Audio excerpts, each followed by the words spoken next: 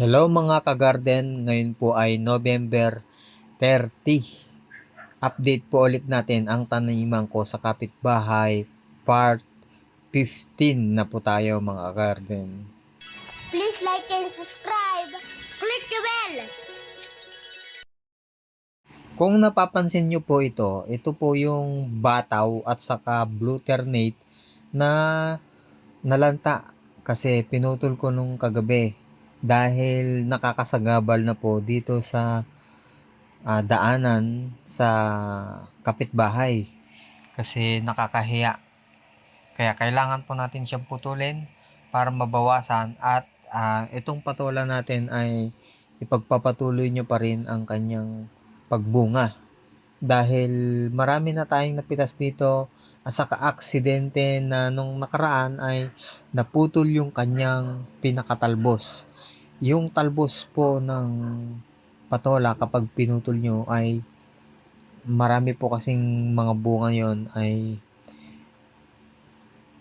ano niya, yung bunga ay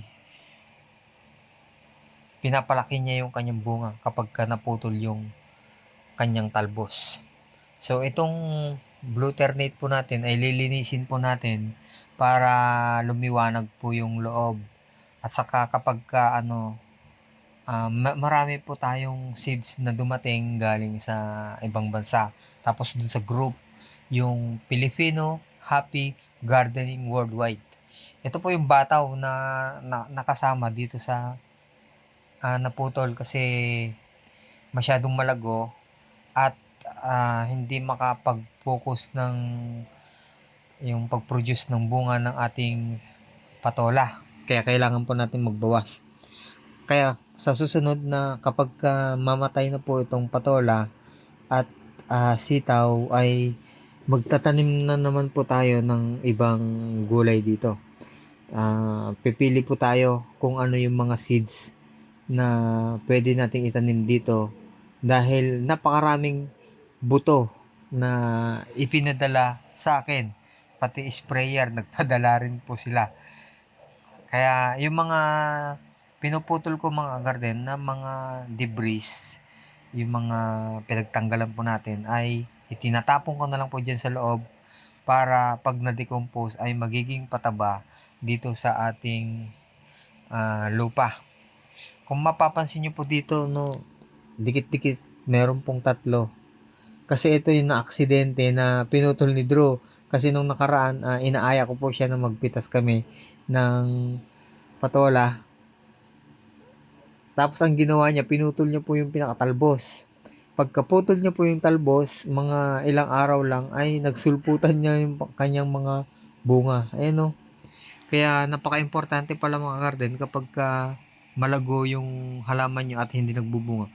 Putulin nyo po yung kanyang talbos, lalabas yung kanyang mga bunga. Tapos yung mga sitaw ko dito na nakatago, dahil lagi akong nagpipitas every 2 days, minsan every day kasi hindi siya pwedeng magulangan yung bunga ng ating sitaw.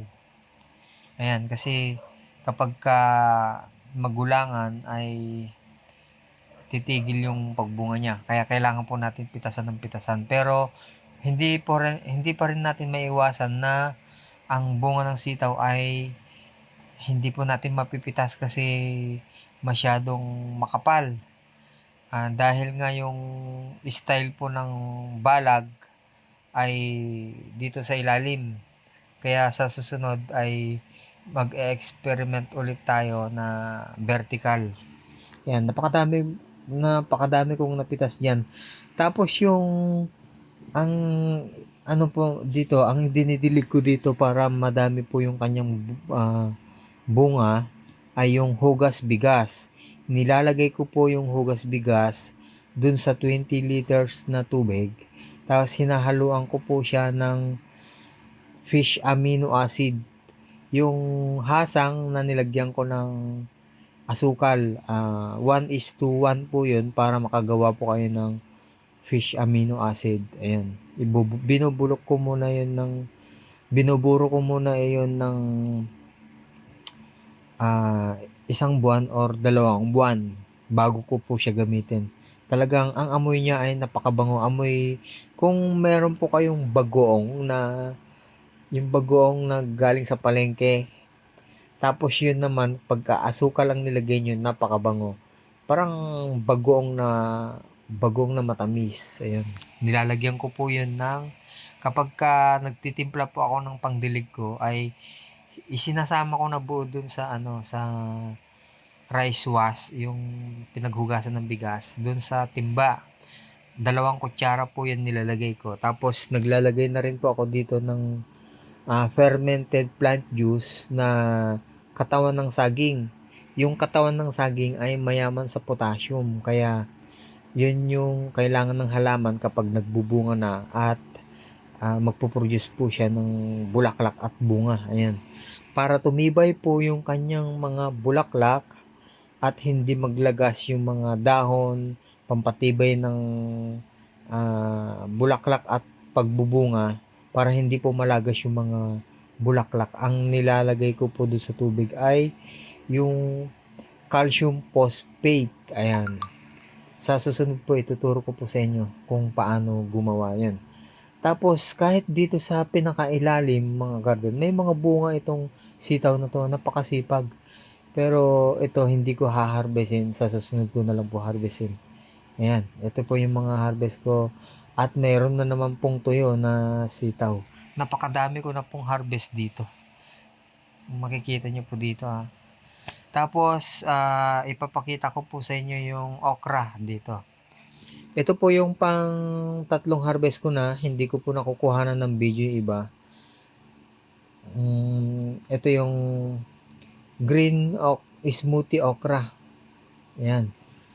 Bali, pang 3 ng harvest ko dito. Nakatanim lang po ito sa container. Kung gusto nyo pong mapanood yung video nito, ay meron po ako sa short video kung paano ko ginawa yung container. Ito ay itong container ko ay naka air pruning para hindi po dumami yung ugat ng ating halaman. Ayan, meron na tayong binhi dito sa Burgundy. Naka-4 pa lang tayo dito sa bunga ng Burgundy, pero parang malapit na po siya mamatay. Tapos ito naman yung side shoots. Itong side shoots ng ampalaya na pinagpatuloy po natin, napakarami pong bunga. Ayan.